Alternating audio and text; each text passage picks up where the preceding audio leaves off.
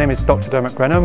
I'm a part-time lecturer at the London School of Economics, and I'm also the Chief Actuary for Insurance and Social Security at the UK Government Actuaries Department.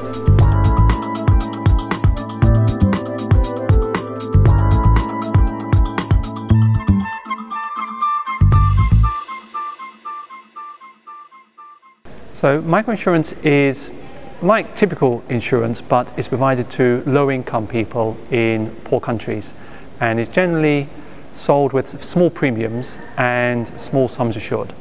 Well, typically people in low-income countries have a number of mechanisms for mitigating risk. So they may have savings that they're putting aside in case something bad happens, or they've got some community sort of insurance whereby if something happens to them, members of their local community may contribute to paying for some benefits. On the other hand, there may be certain things they do after the event. So they may sell assets that they've built up, which sometimes can be a big problem if they have to sell their productive assets. Transaction costs can be very high, so if they have to go out to lots of farms to assess claims, sell premiums, that pushes the premium up.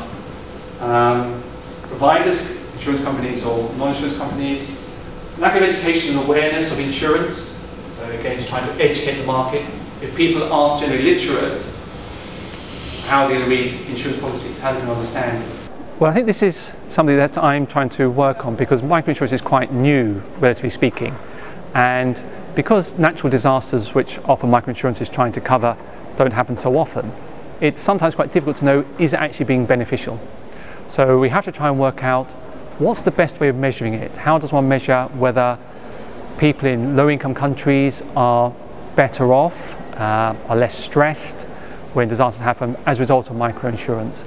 And so I think there is a question mark, just like with microfinance, that sometimes people question whether it's actually doing what it should do.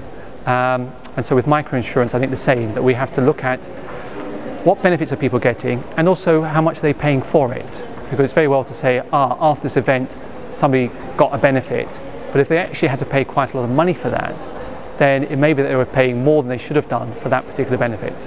What's the measure of success here?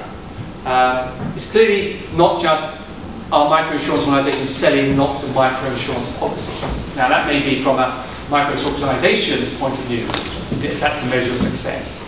But I think here, it's starting off quite small at the moment, but I think it's got great potential to grow, and therefore to do quite a lot of good research, perhaps in the future also teaching. So I think it's a good thing, and I'm very pleased to have come here to give a talk.